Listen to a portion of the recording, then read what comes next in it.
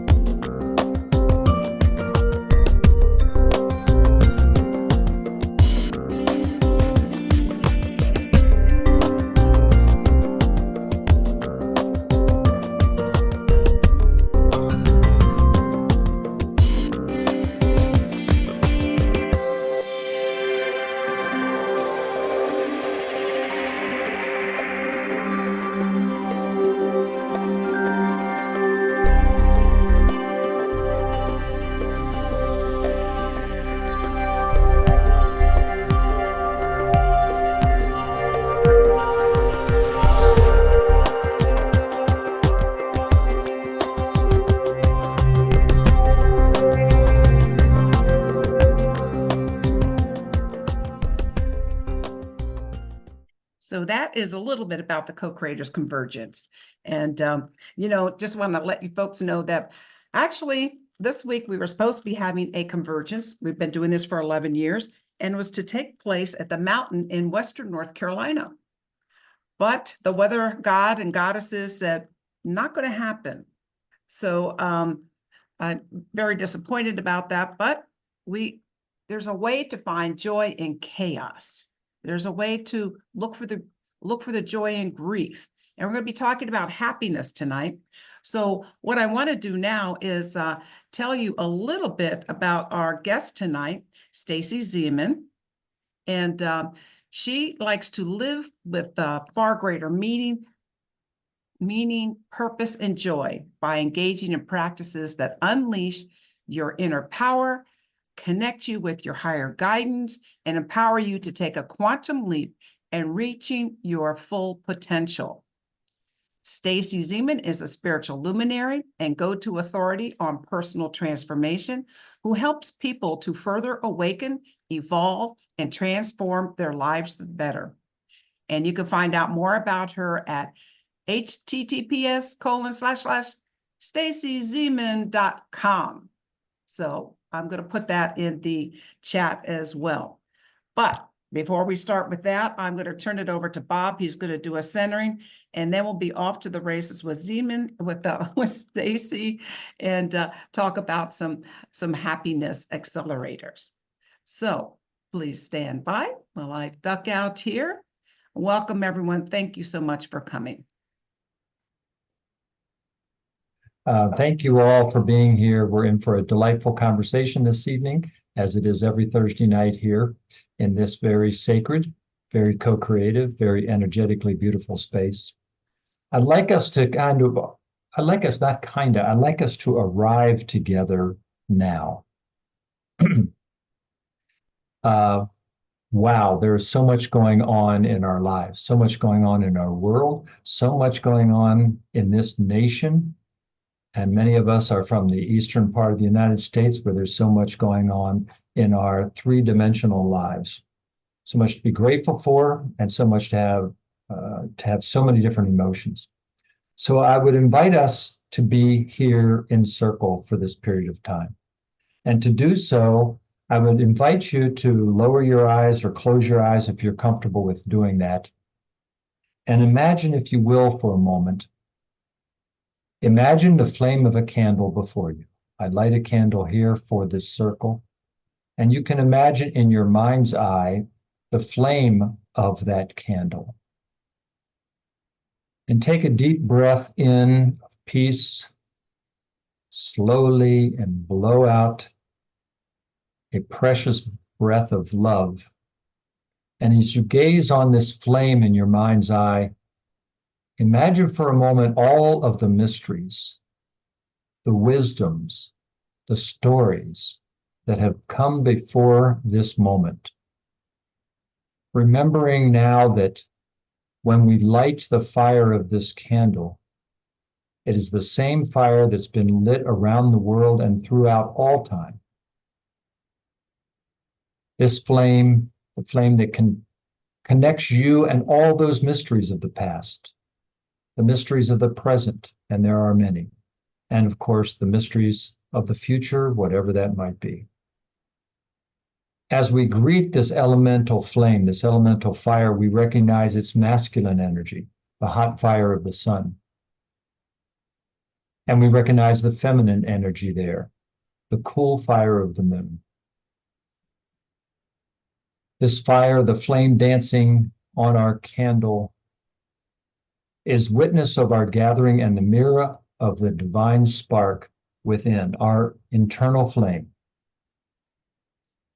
We will work in the light of this flame this evening as the eternal flame supporting us in our collective becoming and illumination.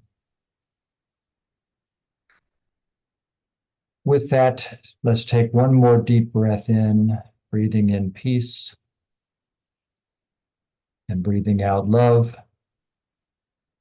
And return to the circle with your eyes open, and let us enjoy the time together with Stacy and the conversation that this circle will be this evening.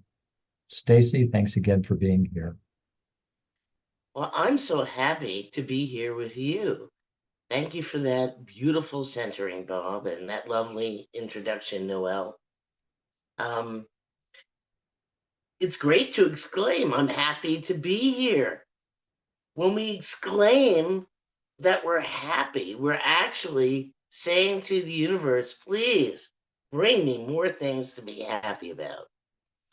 But is it possible to be happy in the face of great adversity?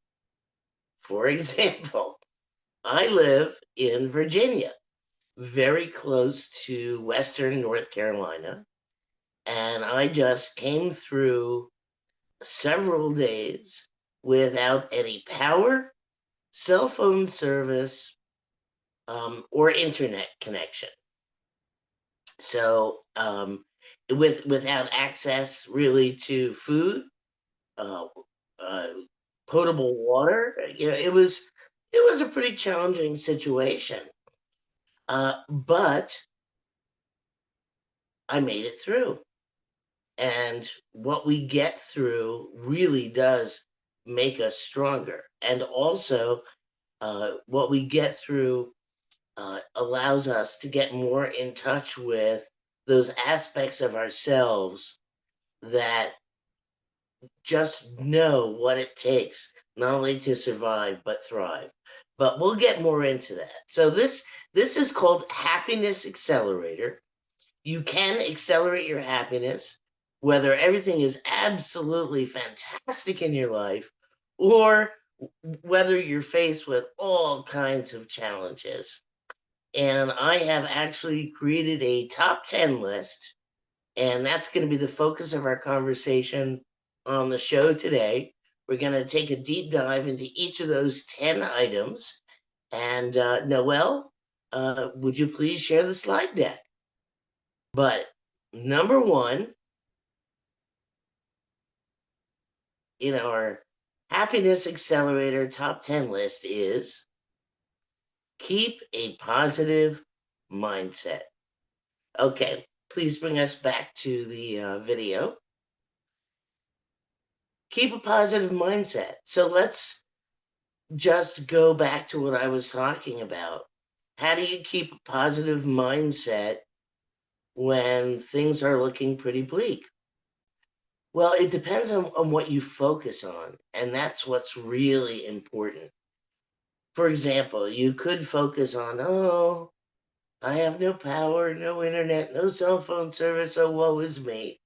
And I'm not making light of it. I mean, those are serious things, legitimately uh, to feel upset about, concerned about. But what if, and this is what I consciously tried to do throughout this entire experience, what if you focused on um, the the positive aspects? Now, let me give you a specific example. I noticed that neighbors set aside all differences related to politics, religion, just anything to come together as a community. People just stepped up to share information, to share resources. That's just in my little neighborhood. In the greater community, um, volunteer firefighters came by to give military rations and bottled water. Um, I actually was very touched and struck with the generosity of people and how much uh, people's ability to set aside differences and focus on our common goal, which was to not only survive this experience, but get through it the best that we could. So, keeping a positive mindset is making lemonade from lemons. It's looking at, the silver lining in the dark cloud. It's, acknowledging your feelings. If there's any upset, worry, anger, fear, you have to be honest and acknowledge your feelings, but it's not dwelling in the negative. It's um, consciously, and I use that word a lot because it's so important. You're in charge of your mind. It can go wherever it wants to go, but you can rein it in and say, I am choosing consciously to find the bright side of this situation. What are your thoughts about this, Noel and Bob? I think it's absolutely you're right on. Remember Mr. Rogers. Maybe some people here are a little too um, a little too old to have watched Mr. Rogers, but he always said when tragedy strikes, look for the helpers. And that's exactly what's going on now. And there's so many helpers here. We're in Northeast Tennessee, and a lot of this region has been devastated. We actually have mule teams going out into the mountains to try to, well, search and rescue, they kind of say is over. Now we're just trying to uh, get supplies to people who are completely cut off. So, it also helps you just kind of value what you do have, the comfort, the luxuries, the things that we take for granted every day, like being able to turn on the tap or have taken a hot shower. So those are some things. Bob or anyone else, if you want to The add, positive, the yeah, positive, a positive attitude also for us is the gratitude of having a roof over our head and having extra space, and the extra space is available to others. So it sits empty for so many years of 365, and then when someone calls who lives in Asheville and says, "I can't take it, I got to get out of here. Can I come to your place?" Um, there's space for them. There's space to be with a positive attitude, accepting whatever their living habits are, the way they use the refrigerator, the way they do everything with their hours that they keep, et cetera, et cetera. And that's an opportunity for us to have a positive mindset. And that happened in the last 48 hours at our house. yeah, so we have a climate refugee that just moved in last night. And there's going to be a lot, we already had homeless issues in this area. And, there's going to be a lot more because in Florida, they kind of know, oh, we better have some flood insurance if you can find a provider. But at this time, they said 1% of the people had flood insurance, because when you're at 4,200 feet in the mountains, you never expect a flood. So, but to look, the help that's coming in from everywhere has been tremendous. So keeping that positive mindset, keeping yourself focused on the more that you do that, the more you're going to attract that. So finding others and helping others, even if you are in a situation where you don't have whatever, you can still help others clean out the mud or find a pet, or, there's so many things that you can still do. Helping, I think, is really one of the ways that I keep a positive mindset, because I take my issue and put it aside. And when I help others, it's helping myself. We Yeah, do a lot of volunteer work. We find out when you volunteer, they say, "Oh, thank you, thank you, thank you." And you go like, "Well, really? No, you really helped me." yeah, So, right, but right. yeah. Do you want to go to the next one, Stacy, or do you have some more that you Not want to yet. say on that? Not yet. So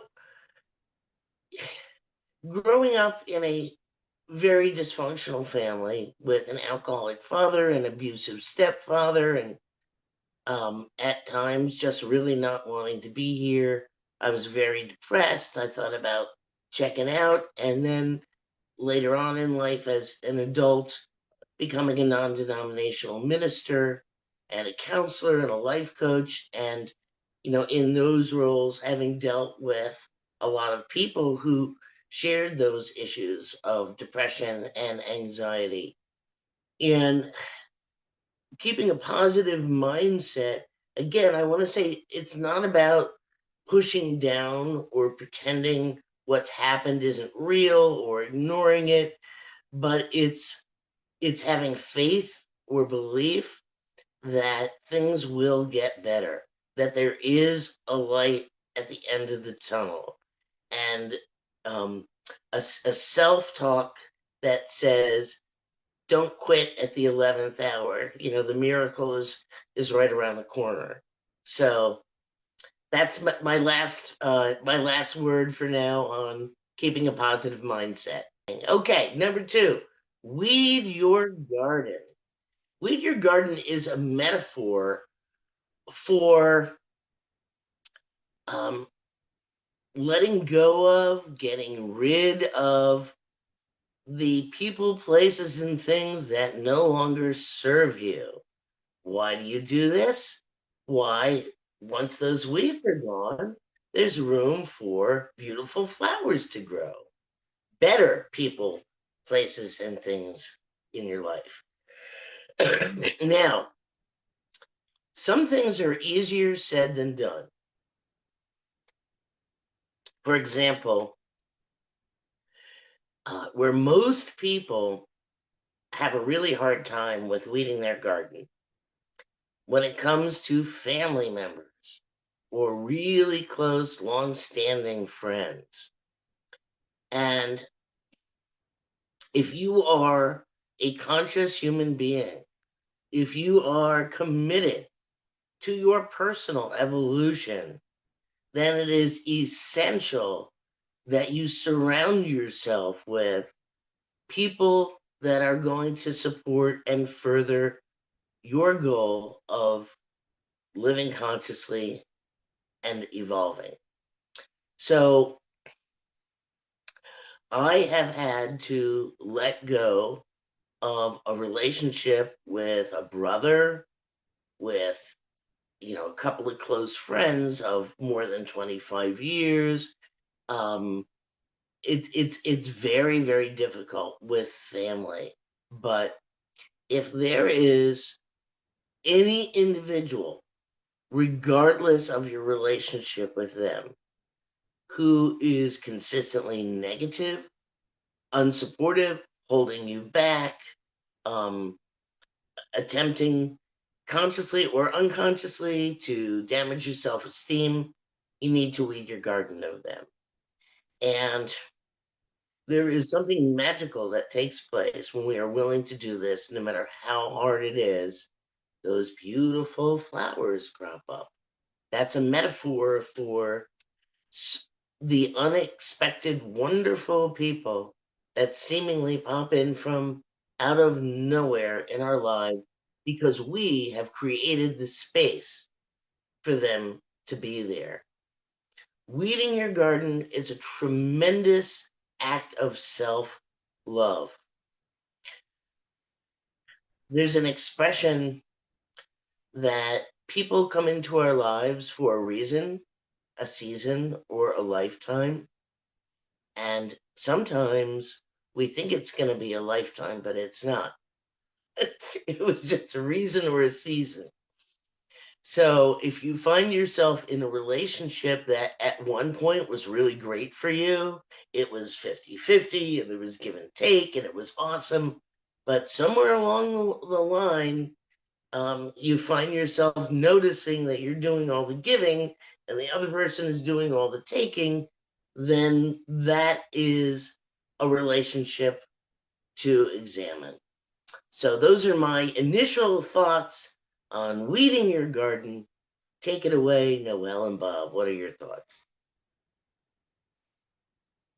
Well, I think you said it very well. And I like your idea that when you pull out the weeds, that makes room for the flowers. But I'm gonna be a little contrary and say, you have to make sure you say, oh, that's a weed in my garden. Is it really? Or are they reflecting somebody or some situation is just reflecting back to you, something that you indeed need to look at? So you have to be careful that you don't, just because something upsets you, something doesn't seem, they're not validating you, they don't value you, they're rude to you. It's uh, don't pull the weeds too soon because there may be a lot in there for you to look at. And I would say that, that old expression, when you point at somebody, three fingers point back at you. So in my belief, it's like everyone's there. You called them into your drama on this planet. So don't be too soon to call that weed. It's kind of like the dandelion. The dandelion is so people are like, we got to get rid of all the dandelions. We got to get rid of all the dandelions. And then come to find out dandelions are one of the best healers. You can use every part of the dandelion. And when you look at it really, the dandelion it's what should I say? It's berated and it should be beloved because it has so much to offer. So weed your garden. Yes, there's people that, are very negative and, you don't have to like everybody. And you do need to be careful, but also let that go with the whole package of self-evaluation. So that's what I want to add. I love this. I love this. Analogy and opportunity to examine, as Noel said, is it a weed, and then to do it, as you're saying, Stacy.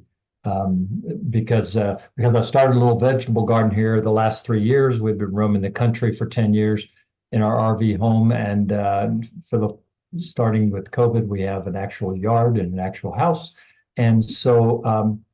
Oftentimes I'll see something in the garden and it'll be, I think a weed. But I don't know yet. And so our lives full of folks who are gardeners, as is the Facebook, if you believe some of the answers that you get. So there are resources for me to confirm what I suspected, that this was a weed and something that could in fact be harmful to my garden, in the analogy to me personally. And as far as people, they're in my life for a season, reason, or for a lifetime. And so I love that phrase. But the investigation can be myself investigating in my heart of hearts, is this a weed in my life? And in the analogy of the garden, there are resources available to me to find out whether, in fact, it's a quote weed or dandelions are only weeds because the grass improvement fertilizer companies of the world decided to tell you that it was a weed. And so seeking the truth of what's a weed and what is something beneficial in my life allows me to decide, indeed, if I need to relieve myself of the weed in my life. Right. It's a great examination. Thanks, Stacy. Yeah. Well, you both make some really excellent points. And sometimes there are people in our lives that allow us to get very clear, uh, or more clear on who we want to be or not be. You know, I said earlier I grew up in a dysfunctional family, and I remember repeatedly thinking many times, when I grow up, if I ever have kids, I'm definitely not going to do that. Or if I saw this really loving family that was like very caring with each other and considerate, and the children were actually allowed to have their own opinions and express them, I made a mental note. Oh, that's an example of what I do want to do. So that's just another way of looking at this. So unless there is someone in the audience who wants to make a comment, we can move on to Happiness Accelerator top 10 list number 3. I have something. Go ahead, David. Just that I David, have you say it. yes, I'm David. Thank you. Nice to meet you, Stacy, and Noel and Bob again. I have neighbors around here, and I consider one or more of them to be it's a toxic relationship with them. Toxic. I know that me and them do not mix after a long time. When someone shows you who they really are, believe them. That's what I learned. And so I learned to weed my garden. That's all I had. That's really a good point, David. Thanks for sharing that. Yeah, there was the old fable about the scorpion and the frog. Yes. Can you tell that one, Stacy? I mess it up. Oh, well, it's like a scorpion It wanted a trip convinces across. the frog to take it across the pond, and the frog says, "No way, I'm not going to do that. I know you're going to sting me if I take you across the pond."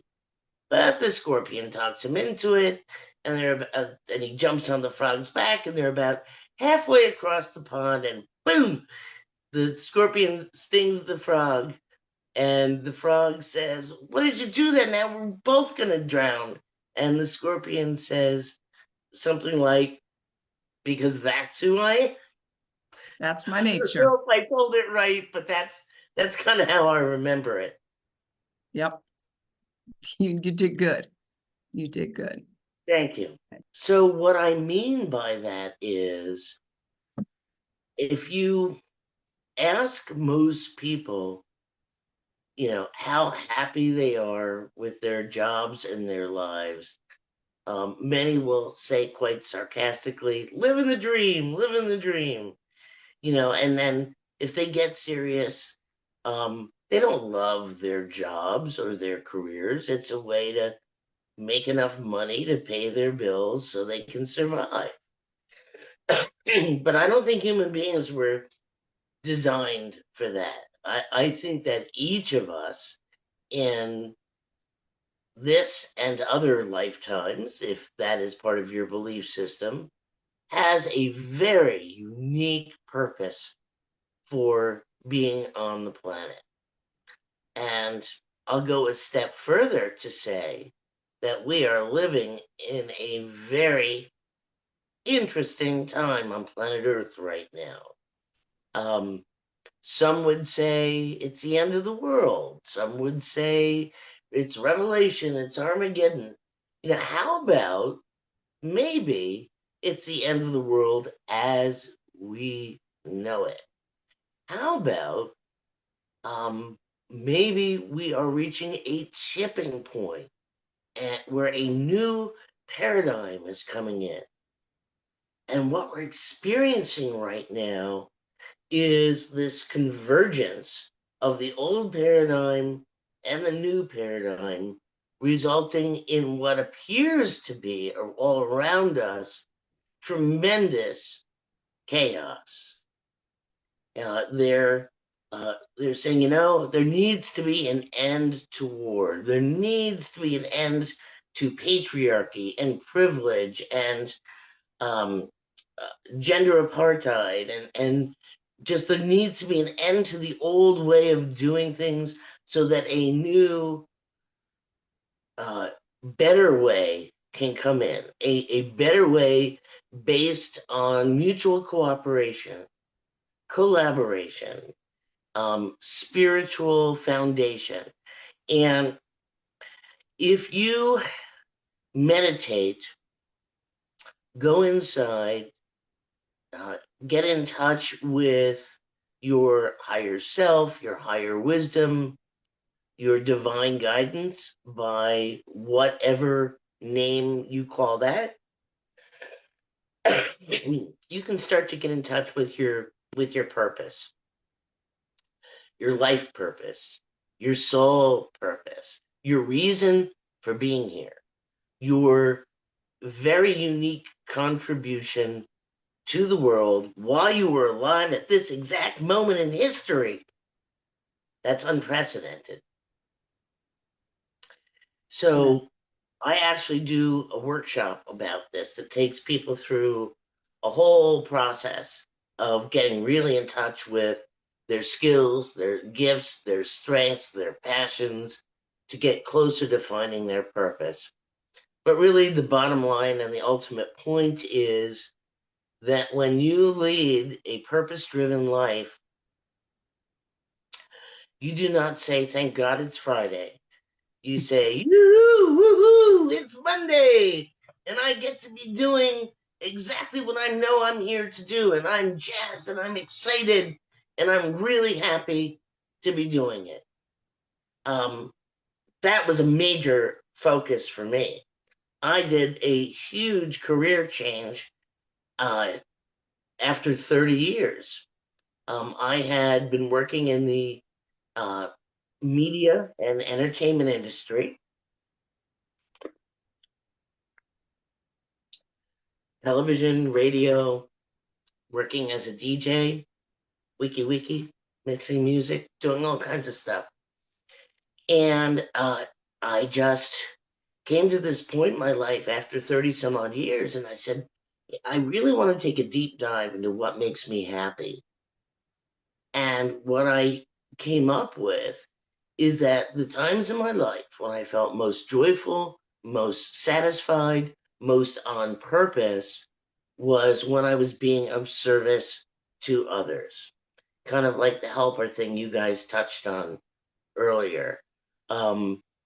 And while I was definitely making a positive contribution, I wanted to do it in a much more personal and intimate way. And I went back to college, and I became a counselor and a minister and, life coach, and deepened my spirituality, which I'd been on a long journey with. So then, having made a transition really at the height of success of my other career into this new one, it was a leap of faith. And I have to say that I am one of those people that gets up and goes, woohoo, I get to do my thing. I get to be on purpose. And one of the prayers that I continually have is, God, please make me an instrument of your service. How can I be of service to humanity? And it comes, you get answered in really unexpected ways. For example, during this power outage, when my little neighborhood was my little unexpected community came together. The police came by at one point just to do kind of a wellness check on everyone. And I was concerned about a neighbor who I hadn't seen in a few days. And I sent them over to his place. And it was a good thing I did, because he was either out of or very low on oxygen that he needed. And it was to the point where he couldn't even speak. So they got him an oxygen tank right away. But I reflected on that later on, and I thought, well, here was an opportunity to be of service, and I'm sure glad that I was here to do it and that I spoke up. So, there's what we really want and feel passionate about with finding our purpose, but we need to leave room for our divine guidance and God, or by whatever name you call a higher power, to put us in situations that we might not have thought of. Well, that's Stacy, that's a great way to segue to the next one. You ready for that? Sure.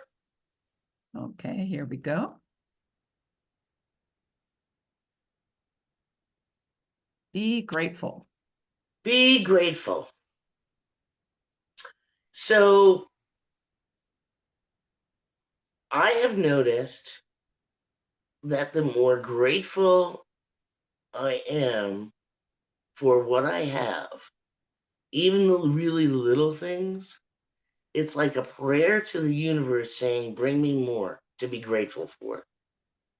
Conversely, if I'm focused on the lack or what I don't have, I get more lack. So I find that the older I get, the more I appreciate the little things in life. A warm, breezy day, a beautiful sunset, the smell of a flower, my kitty cat who makes me laugh, a 3-hour fantastic lunch with new friends.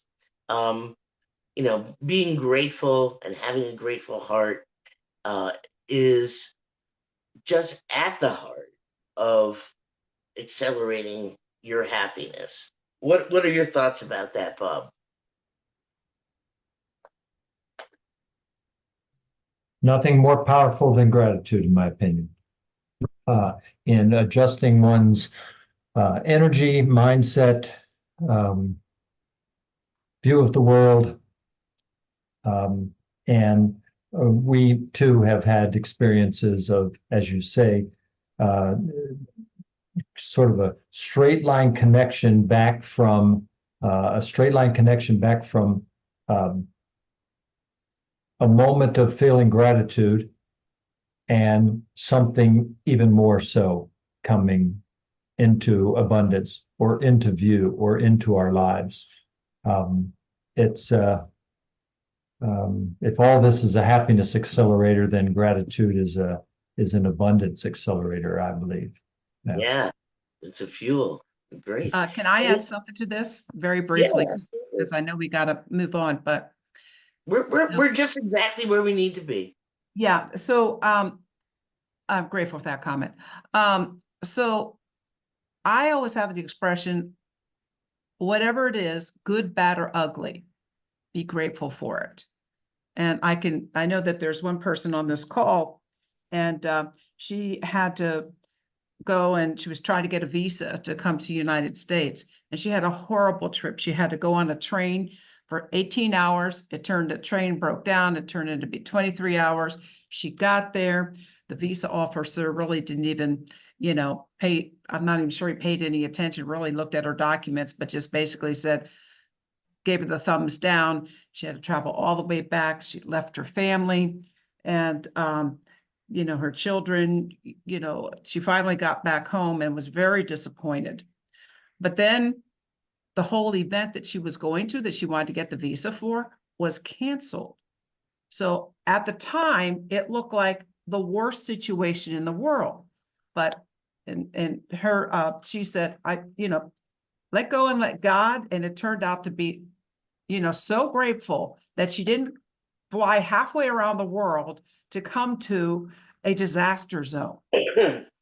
And so I always say, no matter what it looks like, good, bad, or ugly, just love what is. We do not know. Love the mystery, what is.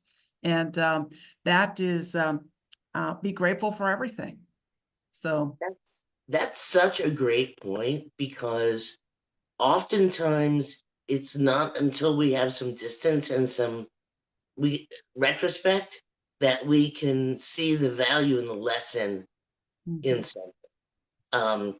I've been in Virginia. I moved here from New Jersey just over a month and a half ago, and the place I really, really wanted to move to, if I had my way, if it was my will be done, was Asheville, North Carolina. Well, if that had worked out, look what I would be dealing with right now. I went through a few days without power, internet, or cell phone service, but I didn't have my home flooded or washed away and, dealing with a major national catastrophe. Yeah. So there's lessons in everything, even the so-called difficult or negative things. We can all be grateful for the lessons in them. All right. Okay. All right. What's next? I've lost count. I know it's a top 10 list, but I don't remember what Why don't we number. tune in? Tune in. Yeah, man. It's like the 60s. We're tuning in. We're tuning in and we're dropping out. How did you go, David? Yeah. So to me, tune in means to tune into my intuition, my higher awareness, my divine guidance from what I call my celestial support tribe. That's where the clearest, most truthful answers come from. People who are inwardly focused like that tend to be very clear and on purpose and happier in life. Conversely, those who are externally focused and let their parents, their friends, their families, society tell them who they are and what they should be thinking and doing, are not living authentically and being true to themselves. So there are many forms of meditation to be able to tune in. I personally practice transcendental meditation, but you can go on YouTube, and if silence or looking at a candle is too difficult, there's tons of free guided meditations. The point is to quiet the conscious mind and the flying monkey mental chatter, and to be able to listen to the still quiet voice that speaks the messages that you most need to hear. So that's what tuning in is to me. I'd love to hear from anyone in our audience about your thoughts with tuning in and how you go about doing it, because there are, as I said, so many ways. How about Jump me? David, go for it. Okay, I just I've heard of transcendental meditation, not sure what it is, but what I do, I just sit here in my lazy boy and I close my eyes, or I just have it really quiet, and I just try to quiet the flying monkeys like you were saying, and I just try to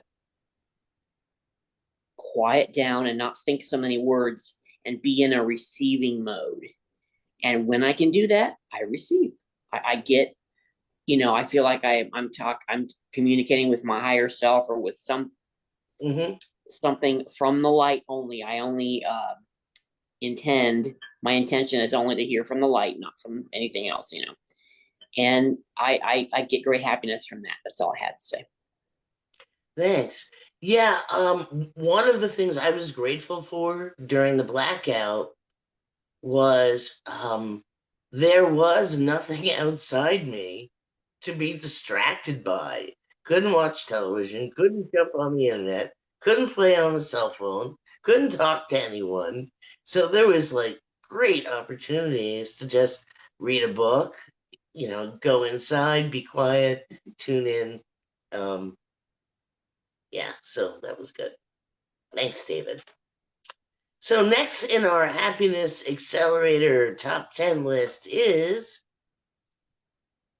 Make conscious choices. making conscious choices. We can make conscious choices or not make them, but even when we don't make them, we're making them. Ooh, what does that mean, right? So if we, for example, are taking a trip and you start out in North Carolina and you want to go to Ohio, if you don't have a map, if you don't have a compass, if you don't consciously decide, I want to take this route, then you might get to Ohio, but the year might be 2028 by the time you get there. If you want the job of your dreams, the romantic partner you've always fantasized about, you can continue to fantasize about that or, say how much you like it. But if you don't make conscious choices, it's just a fantasy. And the difference between a goal and a fantasy is action steps. And the first step in any action is to make a choice, make a decision. So first, you got to figure out what's my purpose in life? What do I want to be doing? Who are the people I want to have around me to give love to and receive love from? And what are the choices that I can consciously make that is going to bring more of those things to my experience? Awesome. Anything you'd like to say about that, Bob or Noel? Did you see me, Noel? Yes, we could see you. I see you. I wanted to share, I love like how the piggyback, like the first time it really struck me was when you were talking about gratitude and how gratitude for me, the moment I offer gratitude, it kind of, I don't know, did any of you guys ever play like Chutes and Ladders or Candyland? Sure, of course. So it's like you go down the chute. So like if I have gratitude, I just slide down the chute to a positive mindset. And then if I tune in, and for me right now, this is a real background. It's like I love where I live. This is my little house and I just live among nature. I love TM meditation. I've practiced it for I don't know how many years now, but for me, tuning in, the way I tune in now is into nature, and there's such silence. But when I tune in, especially in nature, then it's like the chute down to making conscious choices. So I just love how these are all weaving together. I love that you brought up nature. Yes. And there's such thing as a walking meditation. Because nature makes us feel so close to source, walking through the woods, hugging a big old tree, breathing in the smell of pine. Nature is a wonderful way to tune in. And I'm not sure where you're located, but it sure looks beautiful.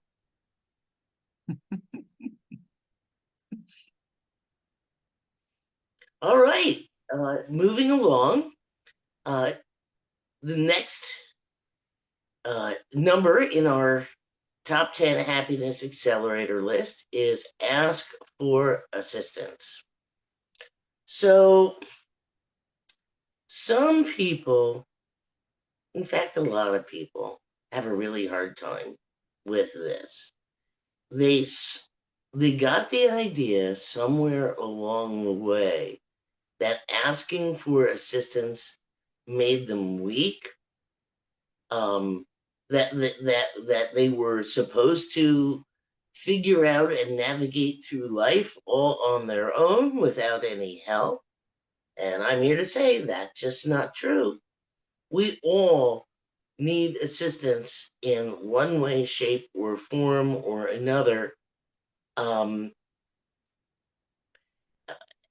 only from each other, but also from the higher power of our understanding. I believe that the angels, the archangels, the ascended masters, the spirit guides, the whole celestial support tribe, they do not step in and interfere with our free will unless we ask for assistance. So if there was a magic way to get through life so much easier with so much more information and insight, doesn't it make sense, excuse me, to take advantage of that? Of course it does. So ask for assistance from the celestial support tribe. Ask for assistance from friends and family members, who can give you what you need, whether it's physical, mental, emotional, or spiritual.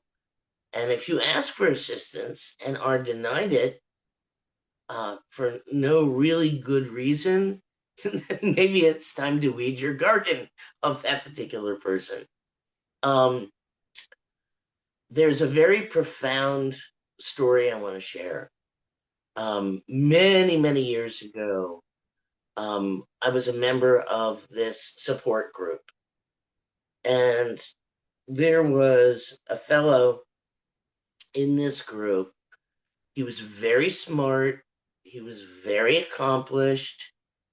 And one day he got ALS, Lou Gehrig's disease. And I watched him over a relatively short period of time, have a complete physical breakdown. I mean, he went from just like shaking to using a cane to being in a wheelchair to having to use one of those voice things to even speak. Yeah. But I remember because he shared this story when he was using one of those auto voice boxes that speak for people who can't speak. And he said that he believed that the reason he got ALS was that he was extremely resistant his entire life, forever asking for help for anything. And that this disease forced him to reach out for help from others. And I thought, wow, that is so profound. And God bless him. I'm so glad he understood that lesson and the value in, this terrible experience. It was still value for his soul in this lifetime to have evolved to that understanding. And then shortly thereafter, he passed on. So none of us is an island.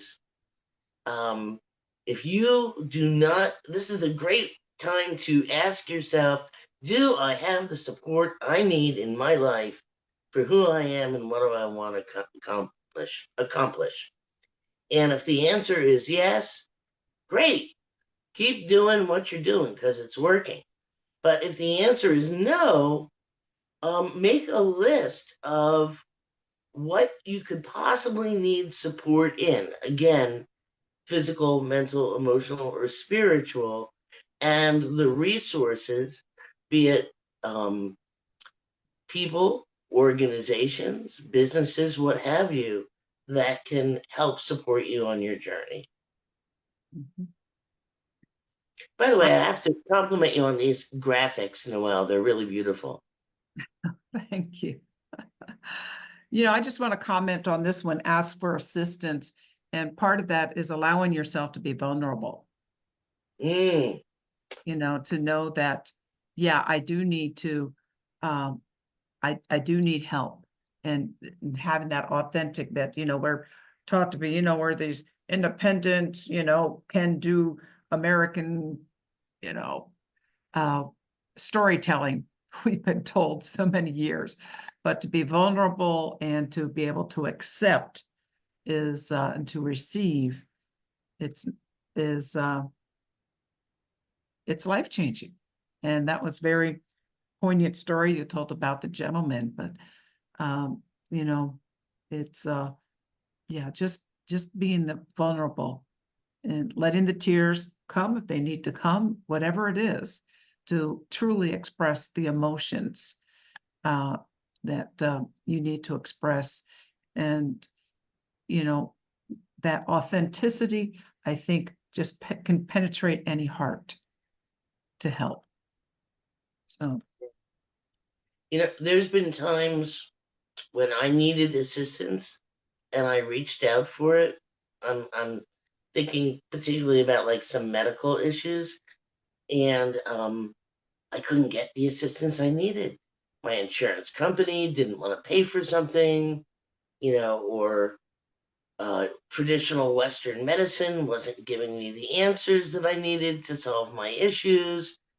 Um, but again, being grateful and finding the silver lining, um, it teaches us resilience, persistence, doggedly digging in and saying, I am not giving up till I get what I need. yeah, I think, and what I believe in my faith, God has a plan, and infinitely more wise than I can ever come up with. So, uh, you know, I, uh, you know, need assistance, and there's a person there to help. So, you're ready to move on to number 8, unless anyone else wants to comment. Okay, here we go. Be flexible. Mm-hmm.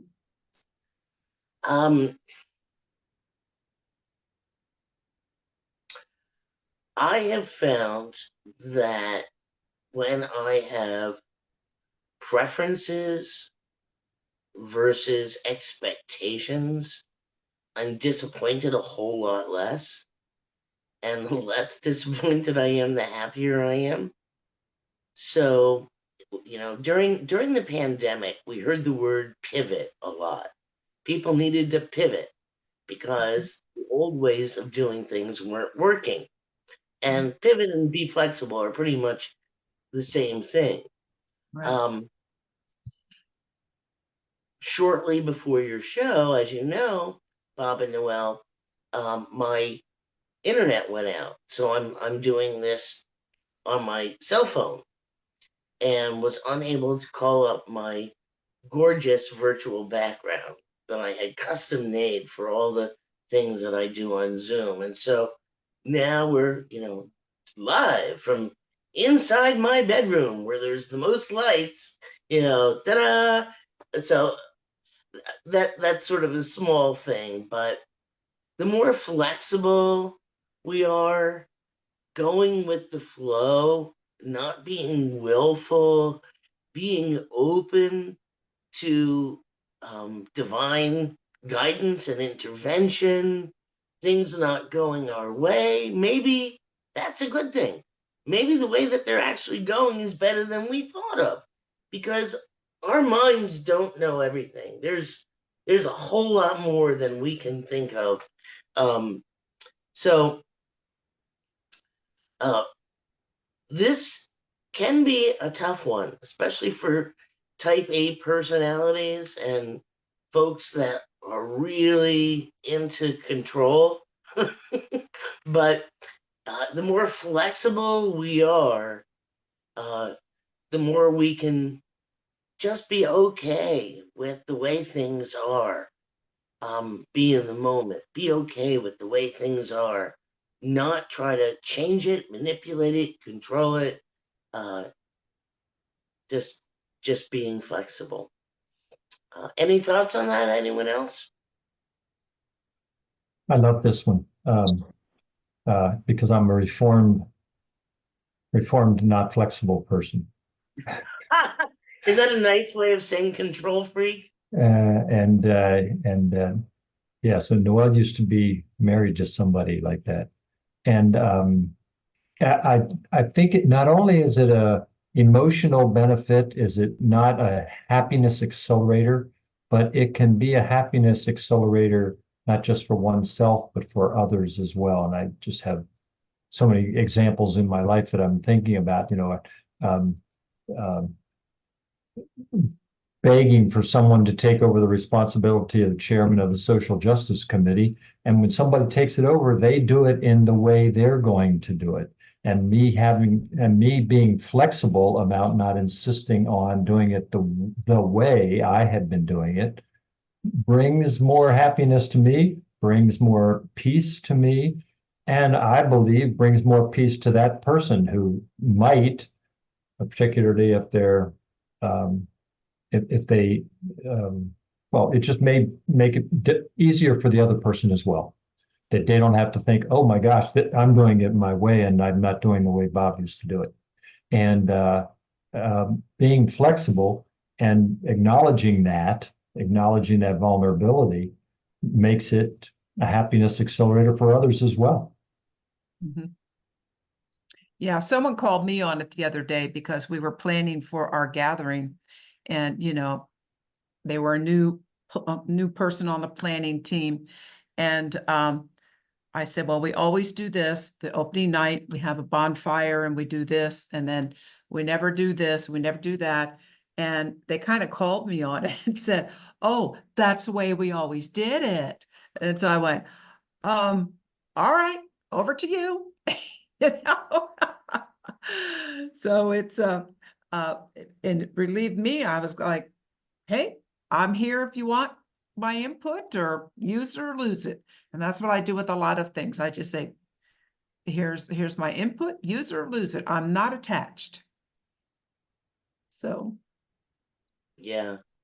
So while you're busy being flexible, and to be more flexible in life, beware of people who will try to take advantage of that and bully and coerce you into doing things their way, because they know how very flexible you are.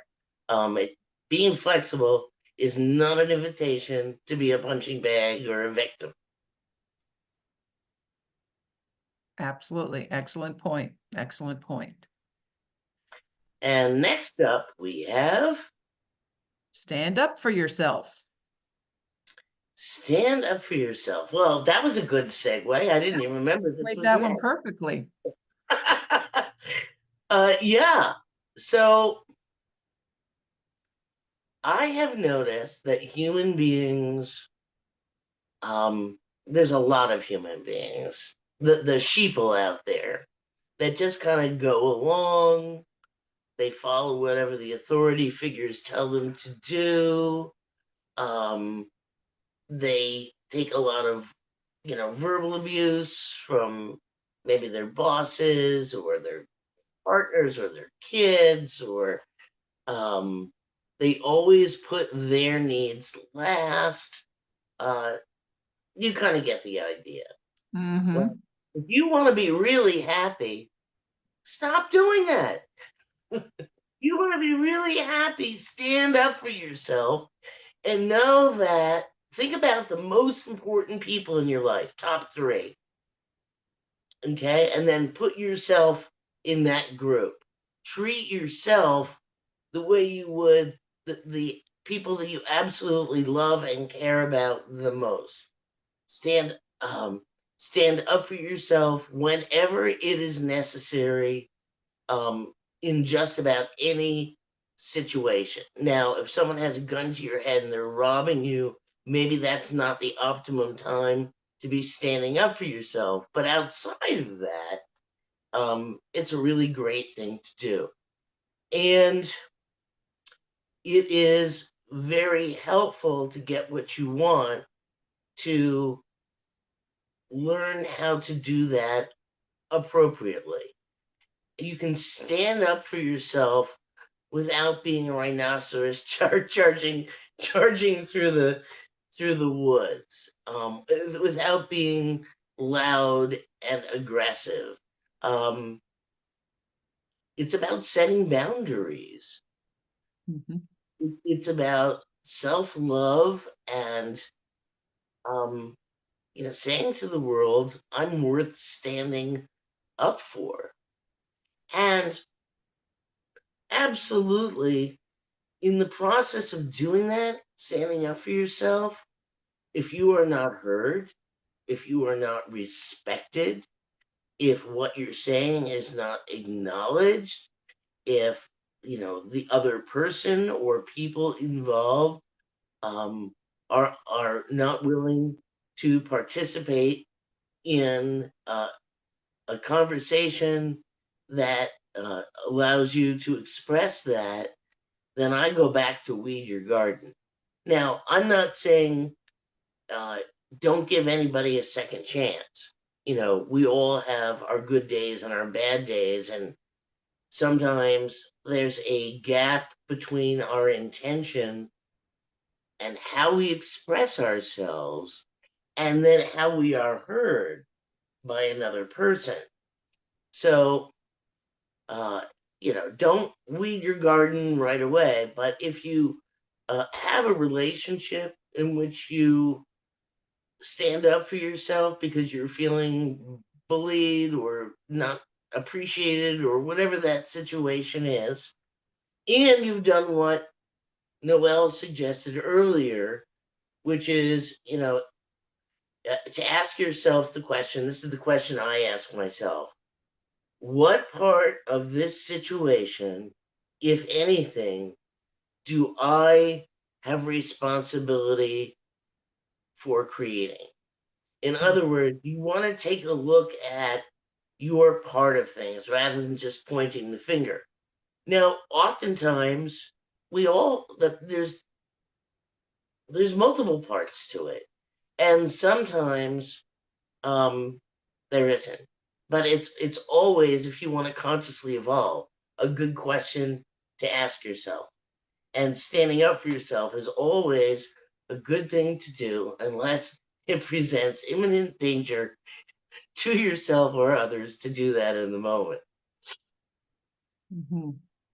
What do you think, Noel? I think that's a very valid thing to do.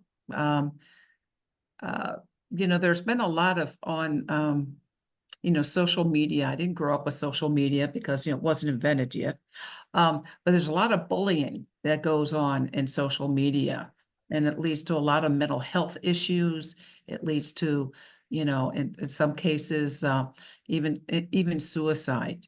And I know that I think it was Michelle Obama. I think it was her program was, or maybe it was Melania, about not bullying.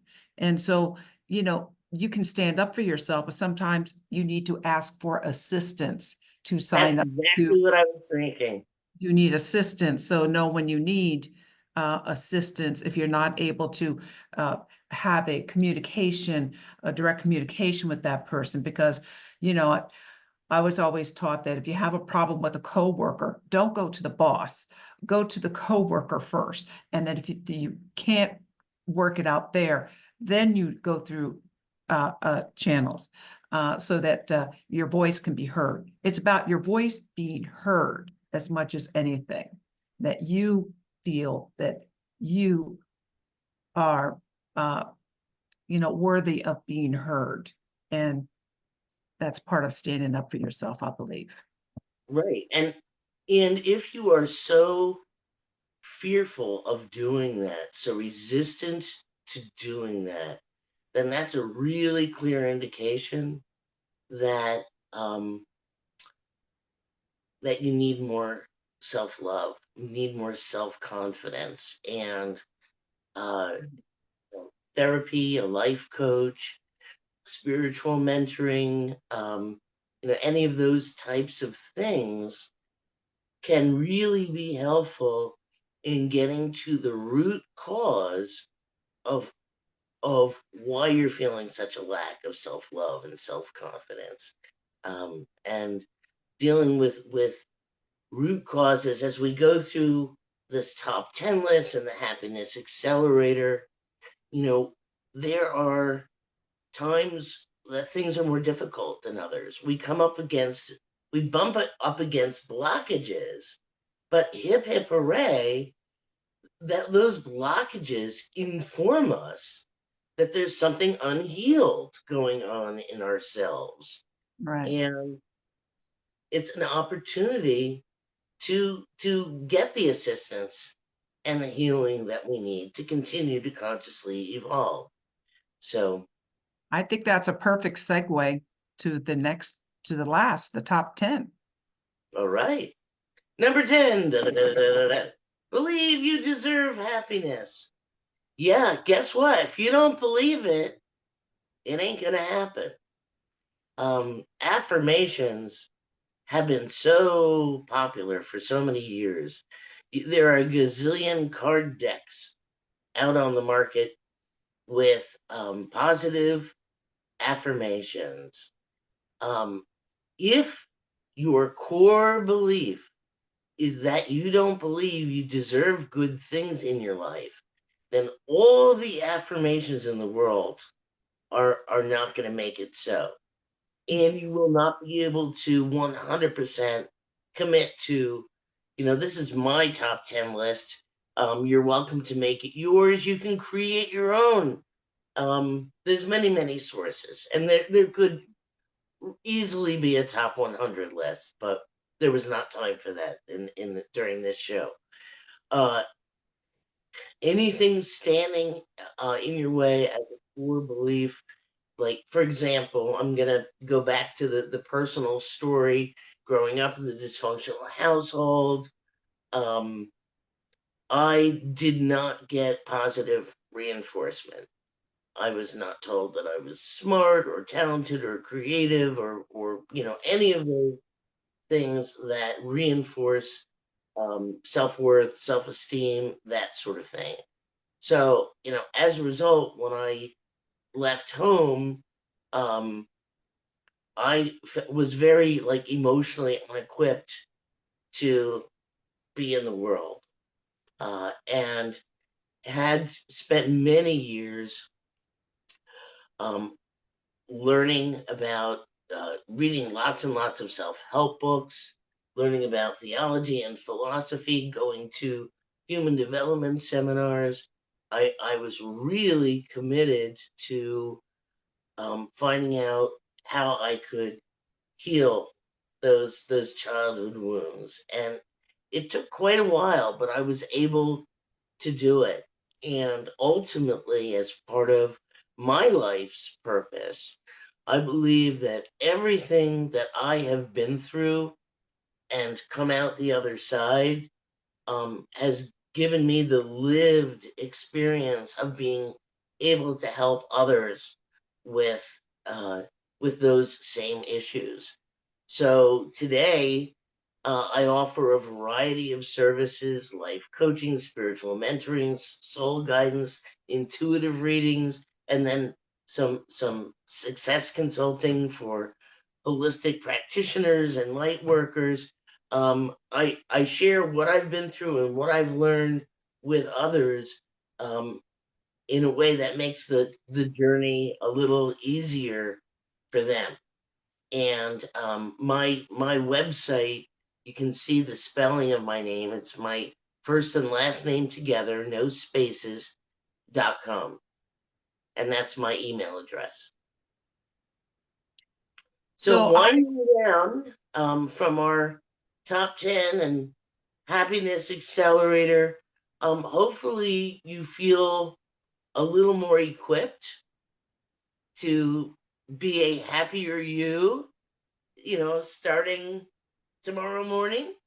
Hopefully you've had some food for thought to think about ways you can add to or increase greater happiness in your life.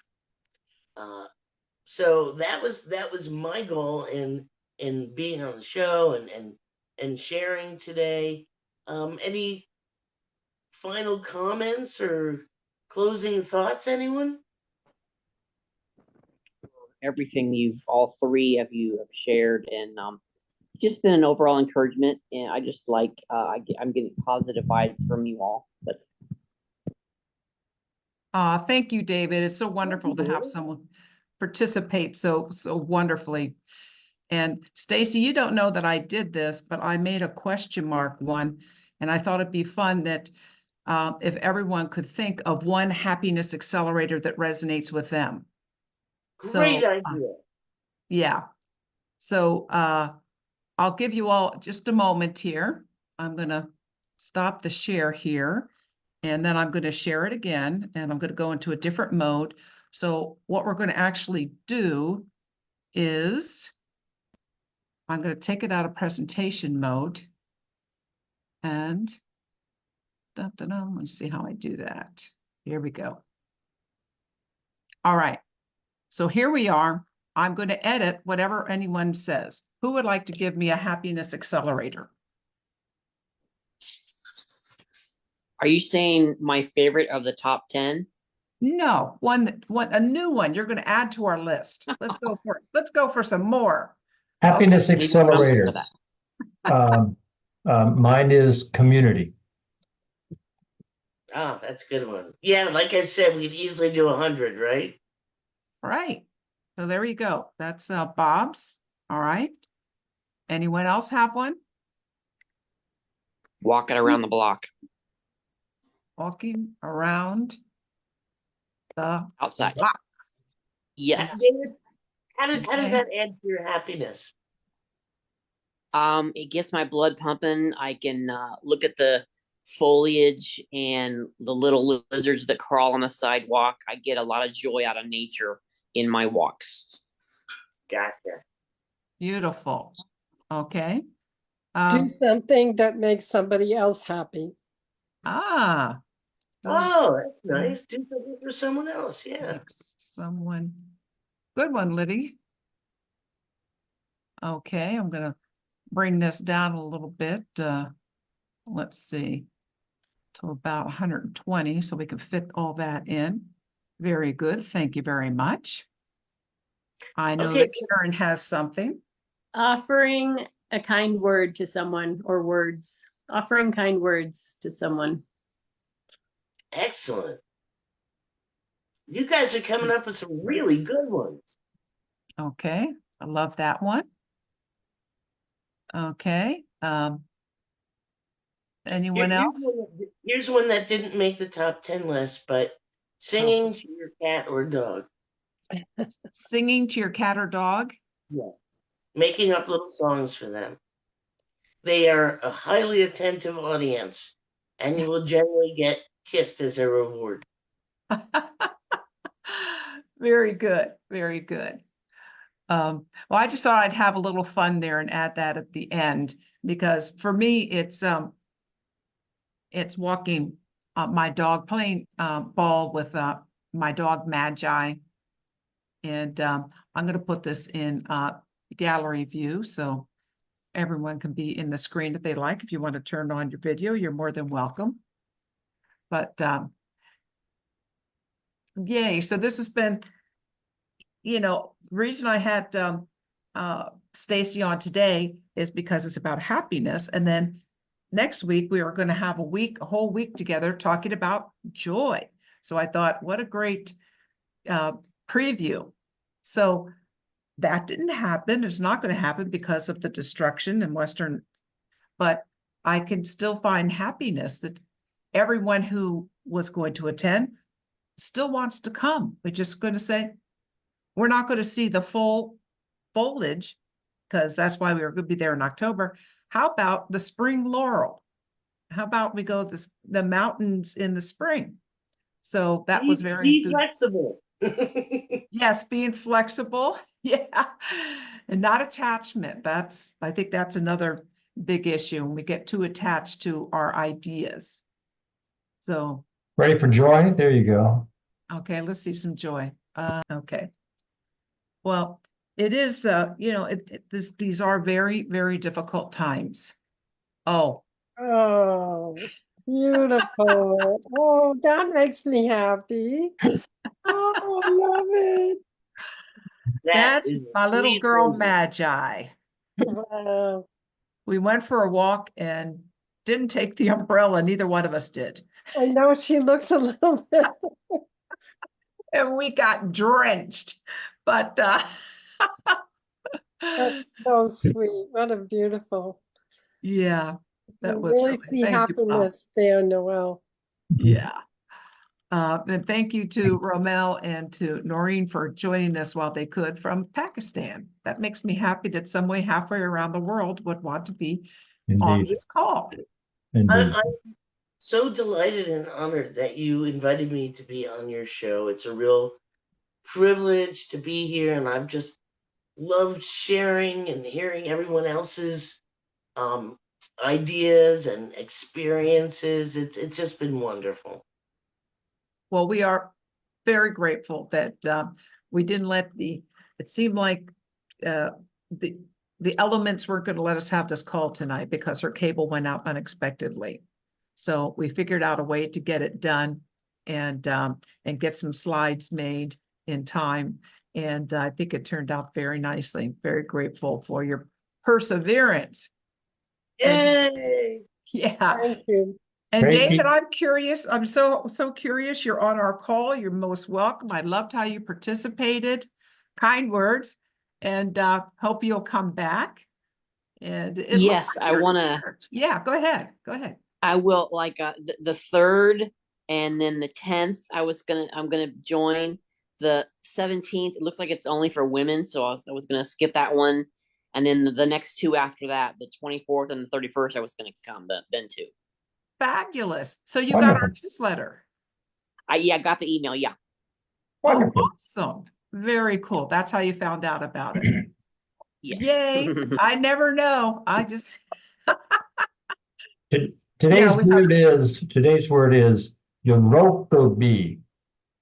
Yorokobi. Japanese for joy. Ah, what's Japanese for happiness? I think that's also Yorokobi. that. Or Yorokobi. Creativity, joy, happiness. We just had a friend get back from Japan, so she was teaching us that. And I say, Arigato. yeah, yes, arigato. So wonderful. Thank you. And Thank you all. Wonderful evening. we always Thank you close for it with, all. may peace prevail May on peace earth. prevail on earth. May peace prevail on earth. Love you Namaste. all. We want to Good night, know. all. See you next week, next Thursday. Bye-bye. Bye.